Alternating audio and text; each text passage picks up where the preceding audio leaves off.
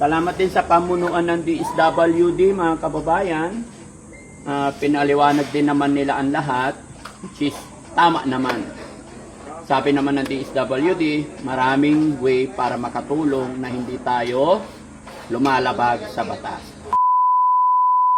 May isang pili. Pili na. Pero thank you. Sabi kasi nila, mga kababayan, paano malalaman kung gaano kasarap magmahal ang isang tao sa pagtitimpla ng kape? Uy! DXN, ang sarap. 3 in 1? 3 in 1 pala eh, no? Pero totoo yun, guys. Napakabait ni Ate Peli, kaya love na love ng Team Daddy Frankie yan. Yes. Kasi kung paano niya alagay mga beneficiary namin, ganun din niya itrato yung team. Napakabait talaga, maalalahanin sa lahat. Hindi na kailangan utusan. Kaya siya rin naman ay pinagpapala. Alam nyo ba, mga kababayan, ang tagal niya sa Maynila nagtrabaho. Hindi nakakapagpagawa ng bahay. Kumbaga, walang movement. Pero ngayon, nung nandito siya sa Team Daddy Frankie, dahil maraming blessing, dahil love na love siya ng ating Panginoon, unti-unti nakakagawa na siya ng bahay niya. Yay! Yun po yung blessing na dumarating. Kaya sabi ko, anything happen, tuloy-tuloy lang. May bantay o wala, may tao o wala, may nakakakita o wala, tuloy lang tayo. Maging totoo lang tayo sa ating sarili. No? Kaya maraming salamat, Ate Peli, sa walang humpay na pagmamahal mo sa Team Daddy Frankie.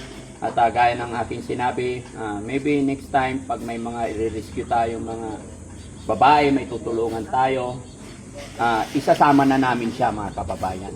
Kasi nga po, magmula ngayon, nag-meeting na po kami, mga kababayan, na yun, siyempre, para walang gulo, walang problema, susunod tayo sa rules, sa batas. Salamat din sa mga taong nagbigay ng advice. Salamat din sa pamunuan ng DSWD, mga kababayan. Pinaliwanag din naman nila ang lahat, which is tama naman. Sabi naman ng DSWD, maraming way para makatulong na hindi tayo lumalabag sa batas. Kaya sabi naman, kung may makita tayo, pwede naman daw natin dalhin sa DSWD. Pwede rin naman natin dalhin sa pagamutan kung gusto talaga natin makatulong. Which is, ever since, gano'n naman po ang ginagawa natin. Kaya mga kababayan, mga kabarangay, magmula po ngayon, wala na po talagang iuwi dito sa bahay ni Daddy Frankie. Bagkus kung may mga nakuha po kami, diretso po namin sa bahay pagamutan. Kasama ang pamilya. A-assist kami, tutulong kami sa abot na aming mga kaya. Kasama ng team, kasama si Ate Peli. Kaya si Ate Peli rin, mga kababayan, sana support nyo rin. Pero, Ayos po. Thank you, sir. kasi sumasayaw-sayaw na siya. Galing gumiling. Galing gumiling yan eh. Kumikimpot-kimpot na siya. Kaya mga kababayan, nakikita nyo yung page niya. Support nyo po siya. Huwag po sana nating ipagkait yung pag-heart, pag-share ng mga upload videos natin. Lambing ko lang para matapos din. Kung sakaling lulubin ng Panginoon na sumweldo rin siya, magawa niya mabilis matapos yung kanyang bahay. Alam ko naman yun ang pangarap ng bawat isa sa atin, yung mga pag-build tayo ng bahay natin, yung sarili nating pinagpaguran, pinagsikapan. Saan man makarating ang isang tao, kalayo-layo marating natin, pagtanda kasi natin, uuwi at uuwi tayo kung saan tayo nagmula. At pagdating sana ng time, oras, araw na iyon, ay may masisilungan tayong masasabi natin, ito yung pinagpaguran ko nung nandun ako kay Daddy Frankie.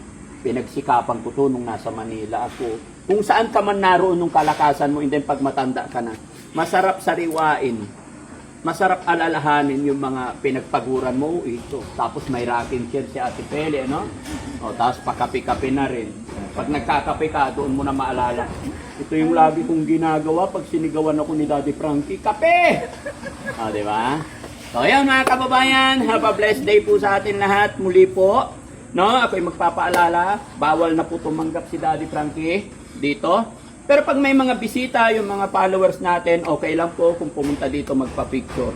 Pero yung mga beneficiary, yung mga iniiwasan na po natin yun. No? Kaya maraming salamat. At syempre mga kababayan, doon din sa barangay captain, doon kila Nanay Ansing.